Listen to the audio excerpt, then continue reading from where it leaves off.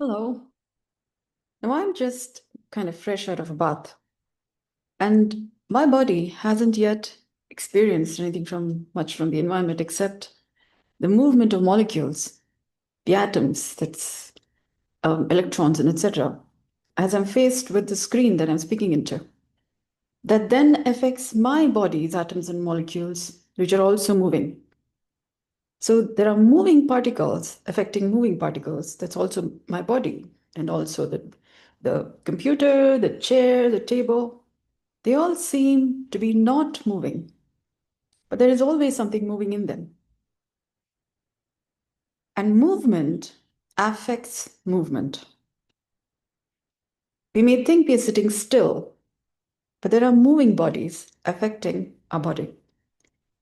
Now, if I step out of my house, there would be air particles, traffic, pollution, noise, earth, water, fire, air, spirit, space. That's the elements. And they're contaminants. There may be things contaminated in them. And that affects my body.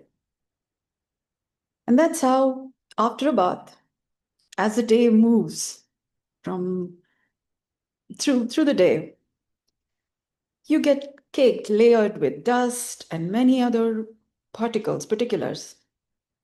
So that's like there's this river called Vrishabhavati in South India that used to be a river, but is now quite a drainage pathway.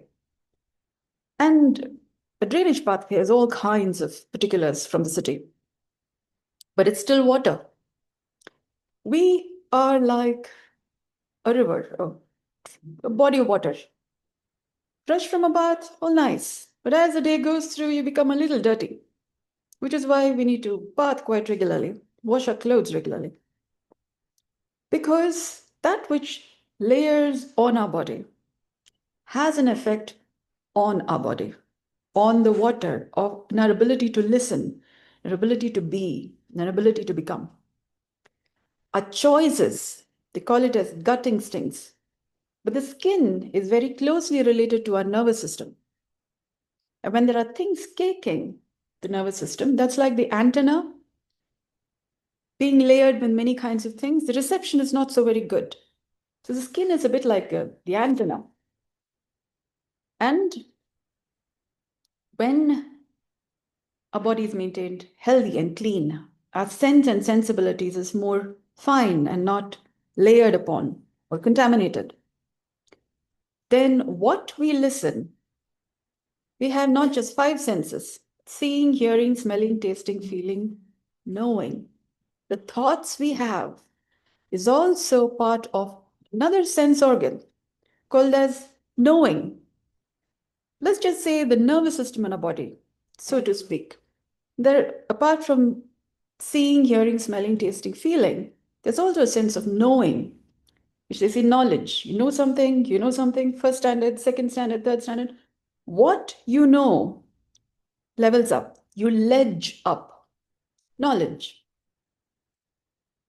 If you consider knowing as another sense organ, then what we know and how we process information from our sense and sensibilities then changes how we use technology, how we interact with the chair, the table, the computer, the phone, and what we do in our life changes when the natural organic intelligence, the original intelligence, which then created, say, the computer and other technologies over time.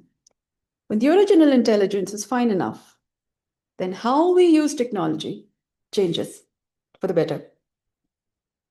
Over the next few days, we will inquire a little more into these finer aspects between what makes sense and sensibility. Thank you for joining me.